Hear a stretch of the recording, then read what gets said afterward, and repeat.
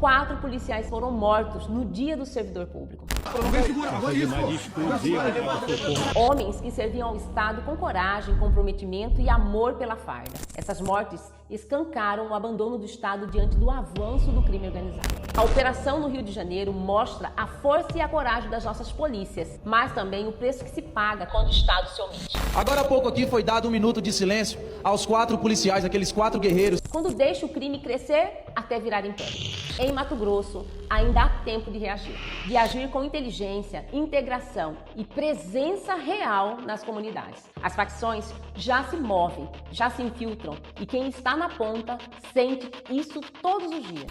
A guerra não é contra o povo, é contra a indiferença e a vitória começa quando o Estado volta a ocupar o seu espaço. Em homenagem dos que tombaram, em defesa dos que ainda resistem, em homenagem a todos os servidores públicos do Brasil.